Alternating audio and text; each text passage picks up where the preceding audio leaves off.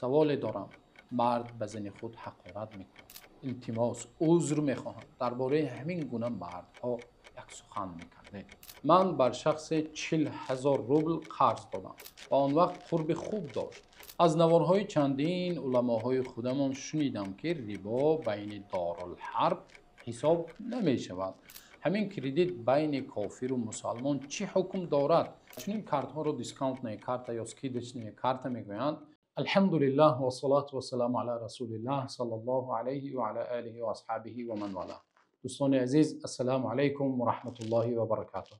امروز نیز با سوالهای شما یک چند سوالهای مهم شما انشاءالله جواب میگردانیم و در آخر یک خواهر برای ما یک نامه نوشتند یا یک سوال یا خواهش کردند که انشاءالله حتما با آن سوال در آخر جواب میگردانیم. تا آخر نوار همراه ما باشید.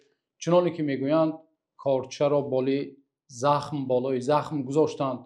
این یک داغ روز است امروز و به سوال این خواهر وعده دادیم که جواب میگردانیم. انشاءالله در آخر برنامه به این جواب میگردانیم. و پیش از آنی که به سوالهای شما دوستان جواب گردانم، برای هر یک شما تشکر خود را و سپاسگزاری خود را بیان میکنم و زیاده از صدها نفرها الحمدلله در شرح و کامنتاری ها این هم فضل الله است، در حق بنده و در حق استادان دعای نیک میکنید و راستی این بهترین هدیه برای بنده حساب میشود.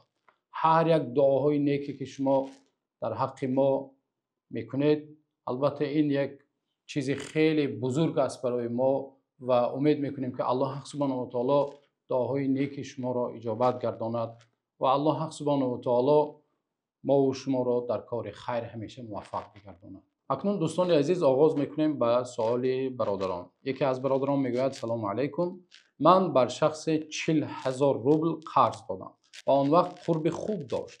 چندین بار کی برگردانیدنش پرسیدم و با هر بهانه قرض را نداد. وقتی قرض دادن کورس 140-150 بود، منظورشان سامانه، و حالا 100 شده است. من چطور آن پول را به زیان یا با زیان کم برگردانیده میتوانم؟ این سوال خیلی مهم است و از سبب همین سوال یا از سبب همین مشکلی بین خیلی برادرها کشمکش و یکدیگر نافهمی زیاد میشد و مثل همین سوال یک چند سوال ها آمده است که باز یکی از برادرها میگوید که سلام داملا، یک انسان مسلمان را سون در کار است. یک انسان مسلمان دیگر میگوید من میتیم پول روسی حاضر لیکن 130 تاجیکی میتی حاضر کورس روسی افتادگی یک روشنی اندازه. یعنی در قرب اسعار تغییر یافته میستد، یا قرب روسی باشد سامانی باشد قرب خودش را گم میکند یا دلار. آیا وقتی ما قرض دادن قرب پول قرض دادگیمان را حساب میکنیم یا نمیکنیم، یا چنانی که قرض گرفتیم به مانند همون 10,000 یا 40,000 باشد 40,000 برگردانیدن؟ خب این سوال چنانی که گفتیم خیلی مهم است و جوابش هم دوستان عزیز بیایید از احادیث صحیح پیامبر صلی الله علیه و سلم و گفته های اهل علم خلاصه گیری کنیم. پیامبر صلی الله علیه و سلم در حدیث صحیح که عبدالله ابن عمر رضی الله عنهما که این حدیث در صحیح بخاری روایت شده است، پیامبر صلی الله علیه و سلم چنین میگوید: قوم علیه فی ماله قیمت عدل لا وکس ولا شطط. معنای حدیث چی است؟ معنای حدیث چنین است که مال او برای او بهاگذاری کرده می شود، یک بهاگذاری عادلانه. وقتی مال را بهاگذاری میکنی عادلانه باید بهاگذاری کنیم. عادلانه باید قربش را ما چیکار کنیم؟ بهاگذاری کنیم. لا وکس ولا شطط، یعنی نه کم کنیم از حدش و نه زیاد کنیم از حدش. یک حد معتدل را باید ما گرفته چیکار کنیم؟ بهاگذاری کنیم. خوب این حدیث اول بود. در حدیث دیگر پیامبر صلی الله علیه و سلم میگویند مطل الغنی ظلم یحل عرضه و ماله. یعنی چی است معنای این حدیث؟ معنای این حدیث چنین است که پیامبر صلی الله علیه و سلم میگویند دراز کشیدن انسانی دارا، امروز خیلی زیاد هستند که انسان قرض میگیرد، در وقت قرضگیریش خودش رو خیلی بیچاره میگیرد وقتی قرض گردانیدن چیکار میکنن؟ دیگر کشال میدهند. وقتی پیامبر صلی الله علیه و میگویند انسان دارا وقتی کشال میدهد قرض را بر نمیگرداند، این چه است؟ ظلم است. البته در حق برادرش، در مال برادرش چیکار کرده ایستاده است؟ ظلم کرده است. یحل عرضه و ماله، با سبب همین ظلمش چیکار میکند؟ خودش، مالش و ناموسش را حلال میگرداند. دیگر مالش را حلال میگرداند. خب این حدیث های پیامبر صلی الله علیه و سلم بود. البته این مشکلی دوستان عزیز شاید همین عصرهای حاضره باشد. در عصرهای پیشینه که با اکثرا با طلا و نقره داد و گریفت میکردن، پول اساسی آنها طلا بود، نقره بود یا یک بعضی چیزهای دیگر بود که، ولی در عصر ما و شما امروزها تورم یا همین اینفلاسیون با برآمدن پولهای کاغذی، پولهای ورقی، امروز اینفلاسیون ها خیلی زیاد می شود یا با بعضی سبب های سیاسی و دیگر سبب ها امروز اینفلاسیون ها چقدر زیاد می شود یا حتی امروز چقدر پول ها بیکار می شود. البته و بناهن بر همون حدیث های صحیحی که از پیامبر صلی الله علیه و سلم روایت شده است و همچنین بناهن بر آن چیزی که حاضر گفتیم ذکر کردیم، اهل علم برای اعتبار گرفتن قرب پول یک چند شرط ها گذاشتند. اولینش این که اگر طلا با طلا باشد، انسان طلا بگیرد، انسان باید چیکار کند؟ مثلا به مثل، باید چی شود؟ مثل شود. انسان وقتی با طلا داد و گریفت میکند هرگز برایش جایز نیست که از قدرش یک ذره یا یک مثقال زیاد طلب کند. هر آن مقداری که با طلا داد و گریفت کرد با همون مقدار باید چیکار کند؟ وقتی داد همون مثلش رو باید بگیرد. اما امروزه پولهای ورقی اهل علم بناهن بر همون حدیث ها چی گفتند؟ قرب آن را به نظر گرفته می شود به شرطی که غبن فاحش گفتند. غبن فاحش یعنی زیان خیلی زیاد شده است. خب در مقدار زیان خیلی زیاد اهل علم، بعضی از اهل علم گفتند 3/1. وقتی پول قرب 3/1 را گم میکند، مثلا 1000 سومان 1300 سومان می شود. یا بعضی از اهل علم گفتند 6/1 را و بعضی از اهل علم نصفش را گفتند. اگر وقتی همین مقدار قربش را گم میکند، انسان میتواند با دو چیز قرب پولش را چیکار کند؟ امروز به حساب گیرد. در جای ما عادتا چیکار میکنند؟ با دلار حساب میکنند یا با روبل. نه، چنین نیست برادران عزیز. روبل یا دلار به مانند همین سامانی و یا دیگر پول ها است و چنانه که اهل علم شرطش را گذاشتن، اولین چیزی که ما و شما میتوانیم قرب پول ها را با همون اعتبار گیریم این طلا است.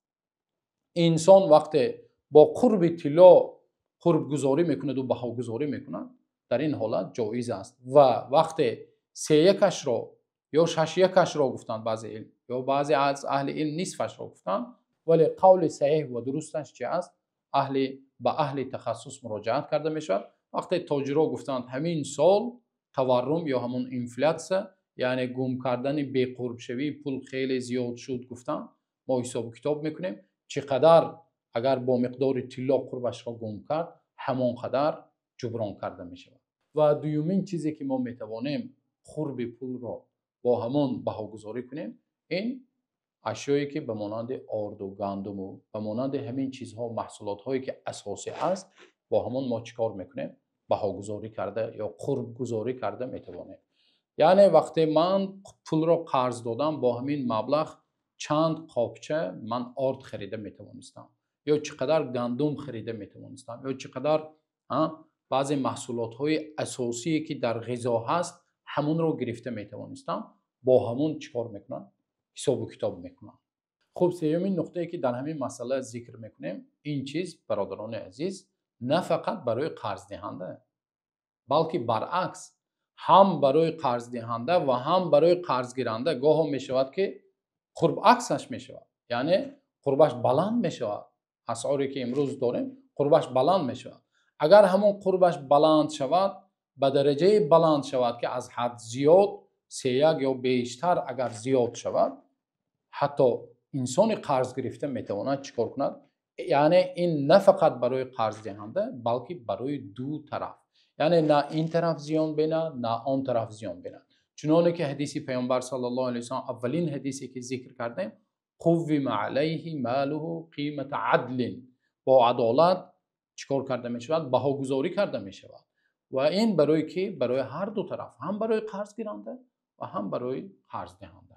خب دوستان میگذاریم به سوال دیگر. میگویم السلام علیکم استاد، اگر از یگان شناس یا نزدیک رفیق پول برای بیزنس، برای تجارت گیریم به پرسنت به فایده و ما خودمون برای آن شخص گوییم بیا من تجارت کنم، یگان کیسه پولی برای خدمتت میدهم، آیا این کاری ما از نگاه اسلام درست است، جایز است، چگونه است میپرسم. البته دوستان عزیز این کار جایز نیست، حتی مقدارش معین نباشد. هم وقتی شما وعده میدهید که من برای تو فایده میدهم از همین مالت، البته این جایز نیست.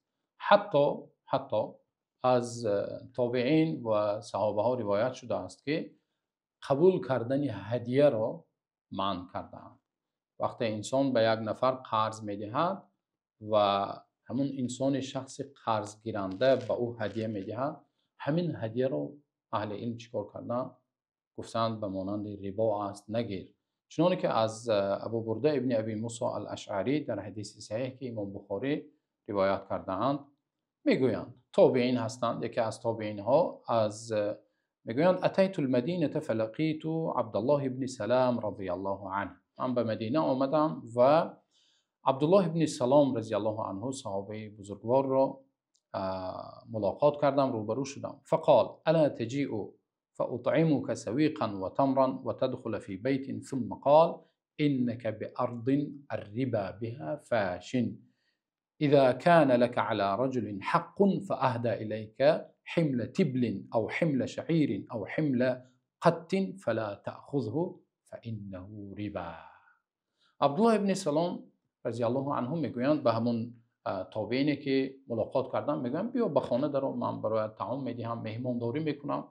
سپس برایشان میگویند تو در یک سرزمین قرار داری که در اونجا ربا خیلی پهن شده است. ابو برده چی بودند؟ در عراق بودند و در عراق همون زمان ربا خیلی پهن شده بود. گفتند تو در سرزمین قرار داری که در آنجا ربا خیلی پهن شده است و اگر تو برای یک نفر قرض دهی و او برایت چیکار کند، یگان گندم یا یگان چی برایت هدیه کند، هرگیز آن را قبول نکن که زیرا این هدیه چی است؟ ربا است. بنابراین دوستان عزیز، وقتی از برادرت میگیری میگویی من تجارت میکنم و برای تو یگان هدیه میکنم، کیسه پولی میدهم یا دیگر چی میدهم، این عیناً همون ربا است و صحابگان این را چیکار کردند؟ منع کردند. و اگر خواهید که همین معامله شما درست شود، میتوانید همون برادر را همچون شریک خود قبول کنید و گویید برادر عزیز من تجارت میکنم و انشاءالله که همین تجارتی من اگر فایده بیارد، من از فایده‌ام برای تو 10% یا 15% یا 20% به هر آن چیزی که اتفاق میکنید برای تو جدا میکنم. اگر این طور کنید البته که جایز است و حلال است و او برادر برای شما چی میشود؟ شریک میشود.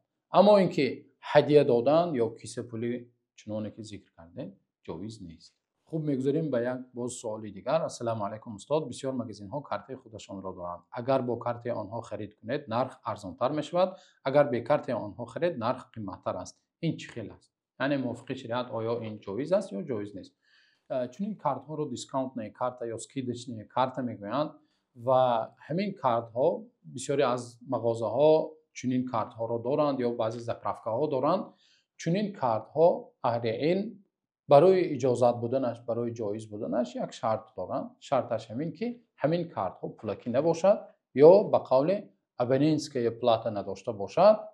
چنین کارت ها جایز است برای هوسمند کنی میزاجان و برای جلب کردن میزاجان. این هم یکی از نمودهای چی است؟ یکی از نمودهای ترغیب و تشویق کردن و رکلام کردن همون محصولات ها و شرکت خودشان است. بنابراین اگر ماهانه هر ماه مثلا یک مبلغ معین ماهانه نداشته باشد انشاءالله جایز است. خب میگذاریم به سوال دیگر. یکی از برادران میگوید السلام علیکم و رحمت الله و برکاته، اکا جان یک سوال دارم التماس جواب دهید. من یک صاحب کار هستم، در فصل بهار کار من در تمام بازارها میگذارم، سبزوات ها را و میوه ها را خریده آن را ذخیره کرده در زمستان با نرخ قیمتتر میفروشم. این عمل در اسلام حلال یا حرام است؟ التماس جواب دهید. خب این برادر عزیز شاید گمان کنند که این عملشان چنانه که در حدیث آمده است، پیامبر صلی الله علیه و سلم در حدیث صحیح خود میفرمایند لا یحتکر الا خاطئون، احتکار نمی کند یعنی انحصار نمی کند مگر انسان خطاکار، انسان گناهکار. یا در بعضی حدیث ها آمده است که پیامبر صلی الله علیه و سلم انسان احتکار کننده را، انحصار کننده را لعنت کردند پیامبر صلی الله علیه و سلم. بنابراین بعضی از اهل علم این را گناه کبیره هم گفتند. احتکار با زبان تاجیکی انحصار می شود و همان با اصطلاح روسی منپاله می شود. انسان وقتی یک محصولات را چیکار میکند؟ منپاله میکند. خوب آیا همین کاری برادر به انحصار چنانه که گفتیم یا منپاله داخل می شود؟ البته که داخل نمی شود. شرط انحصار یا شرط انحصار کردن یک محصولات چه است؟ شرط انحصار کردن محصولات در وقت زمستان یا در وقت کمچین بودن همون محصولات چیکار میکند؟ انسان همون مالی که تمام مالهایی که در بازار هست همونها رو خریده چیده گرفته، نرخ را به نرخ خودش تصرف میکند و تحکم میکند و نرخ را با یک ساخته چیکار میکند؟ با یک کار ساخته بلند میکند. این رو چی میگویند؟ انحصار میگویند. اما انسانی که در وقت ارزان بودنش میخرد و گرفته آن را ذخیره کرده، وقتی با طبیعی خودش نرخ کمی بلند میشود و میفروشد، چنین معامله جایز است. اما نفری که دیده ایستاده است که به یک محصولات طلب زیاد شده ایستاده است و نرخ بالا رفته ایستاده است، تمام همون محصولاتی که در بازار هست همه اش رو میگیرند میچینند، چنانه که بعضی نفرها و در بازار این را بازینگرها میگویند، بازینگرهای کلان میگویند یا گرگهای بازار میگویند بعضی نفرها. و چنین انسان ها چیکار میکنند؟ به نرخ بازی میکنند و مردم را به تشویش میدرارند و البته این کاری که آنها میکنند بر ضرر مردم است و بر ضرر محصولات است که محصولات نرخش چی میشود؟ قیمت میشود. بنابراین پیامبر صلی الله علیه و سلم از این کار چیکار کردند؟ منع کردند. بنابراین این کاری که برادر میکنه جایز است، یگان باکی نداره. خب دوستان عزیز میگذاریم باز به یک سوال خیلی مهم که چند نفرها پرسیدند و این سوال چنین است. السلام علیکم و رحمت الله و برکاته. استاد عزیز، از نوارهای چندین علماهای خودمان شنیدم که ربا بین دارالحرب حساب نمی شود و حدیث ها نیز می آورند. تا چی درجه اساس دارد واضح میفهمانده. باز یک برادر دیگر به مانند همین پرسیدند، گفتند سلام علیکم برادر، الله خیرتون دهد، خیلی چیزها را ما در این کانال شما گوش میکنیم و بهره میگیریم. یک سوال داشتم، همین کردیت گرفتنش خوب نیست، این را میدونم. همین کردیت بین کافر و مسلمان چی حکم دارد و در کجا یا در کدام کتاب آمده است؟ الله خیرتون دهد. اولش اینکه برادران عزیز بعضی اصطلاح ها هست که زمانهای گذشته در تاریخ بود و حالا تغییر یافته است و در خود همون اصطلاح ها بین اهل علم خلاف هم هست و این قول البته وجود دارد در کتاب های حنفی و بعضی حدیث ها هم روایت کردند. از جمله از مکحول روایت شده است که تابعین است، از پیامبر صلی الله علیه و سلم روایت شده است که گفتند لا ربا بین المسلمین و بین اهل دار الحرب فی دار الحرب. ربا نیست بین مسلمان ها و بین که دارالحرب، اهل دارالحرب. در کجا؟ در دارالحرب. دارالحرب چه است؟ دارالحرب از کلمه خودش معلوم است جنگ است.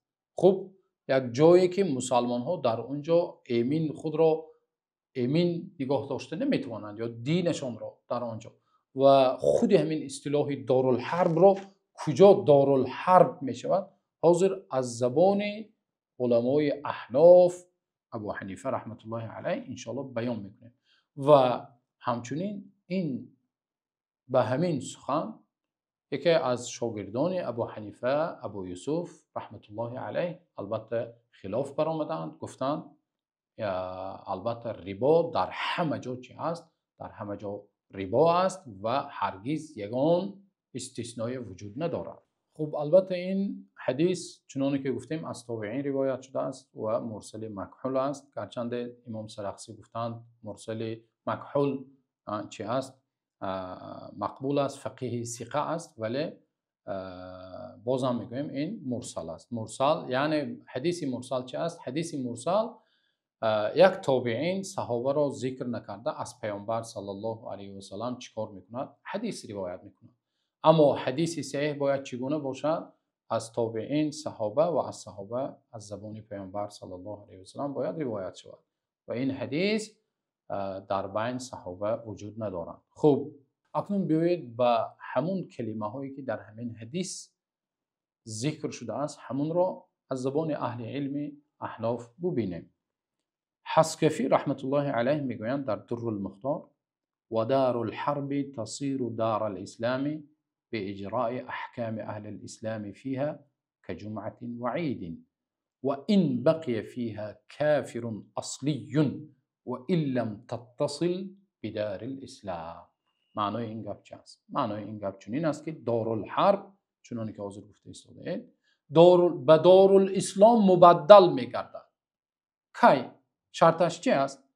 به اجرای احکام اهل الاسلام، با اجرا کردن احکام اهل اسلام. مثال آوردن مانند جمعه، اگر در همانجا نماز جمعه گذاشته شود، و عید و نماز عید، وقتی نماز عید برپا کرده می شود، نماز جمعه برپا کرده می شود، گفته ایستادن که به چی می شود؟ به دار الاسلام مبدل می گردد.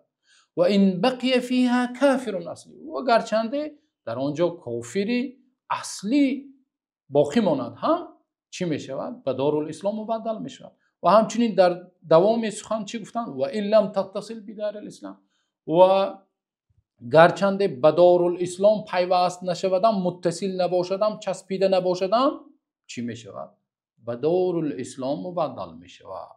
خب امروز برادرهایی که میگویند در دار الحرب منظورشان همون دولت هایی که امروز غیر مسلمان ها استقامت میکنند، روسیه باشد، اروپا باشد، غرب باشد، امریکا باشد، و بناهن بر قول حسکفی در آنجا جمعه نماز عید خوانده می شود و احکام اسلام مسلمان آزاد است. خب این یک کمش. ابن عابدین رحمت الله علیه میگویند و ظاهره انه لو اجریت احکام المسلمین و احکام اهل الشرک لا تكون دار حرب. ابن عابدین محقق بزرگواری احناف میگویند وقتی در همون شهر، در همون کشور احکام مسلمان ها اجرا کرده شود، وقتی احکام مسلمان ها آزادانه جاری کرده شود و احکام اهل شرک همچنین در بنش احکام اهل شرک هم باشد، لا تكون دار حرب، هرگز دار الحرب حسابیده نمی شود. ابن عابدین رحمت الله علیه.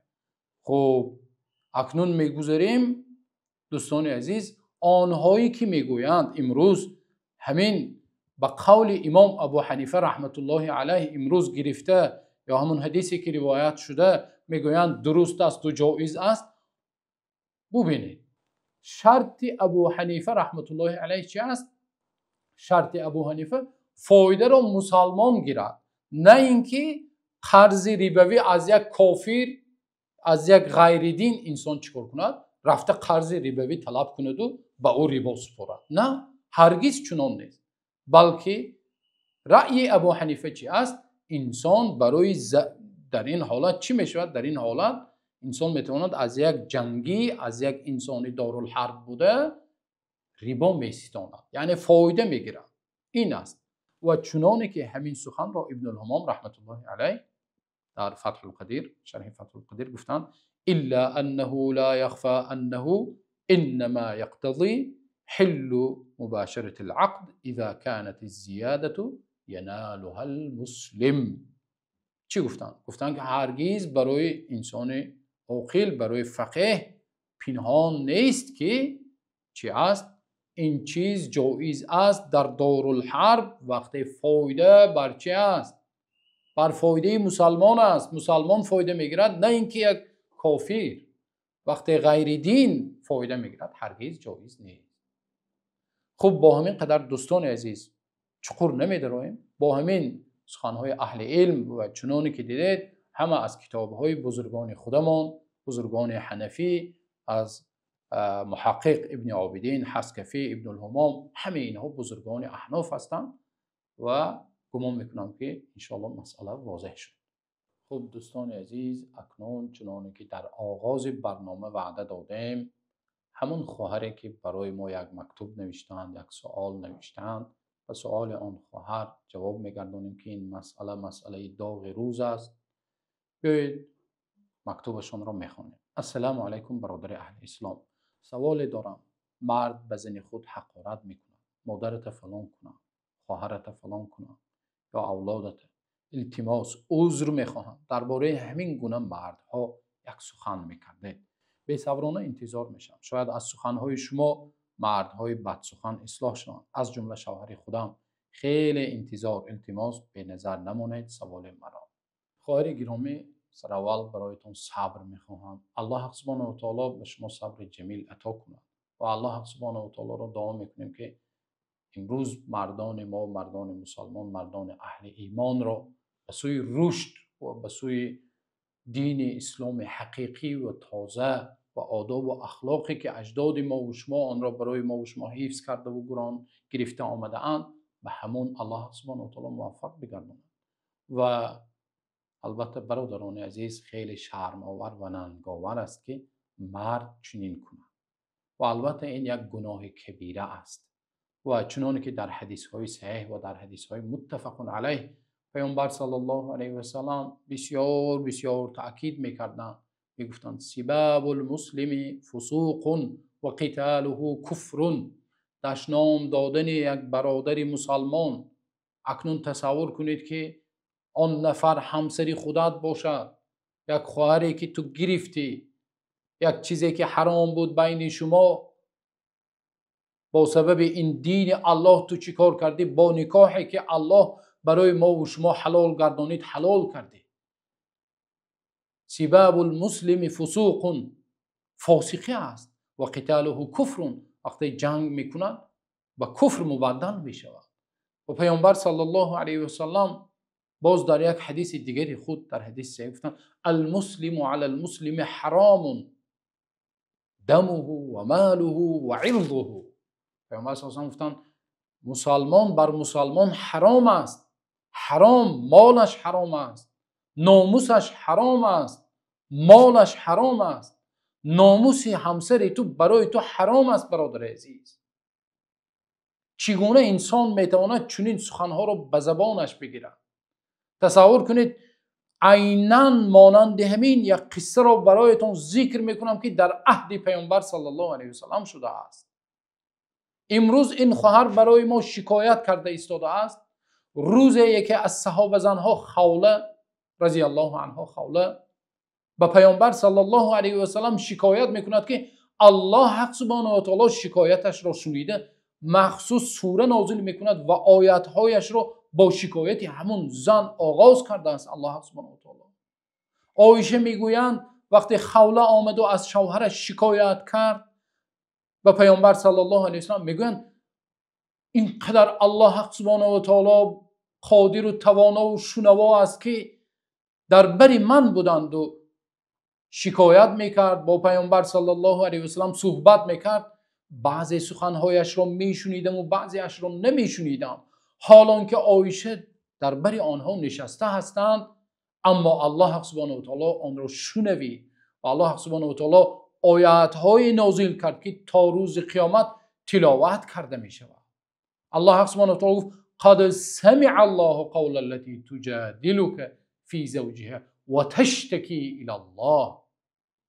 الله گفت در حقیقت تأکید کرده ایستاده است که الله حق سبحانه و تعالی همان زنی که به نزد شما یا رسول الله آمد از شوهرش شکایت کرد، شکایت آن زن را الله شنوید.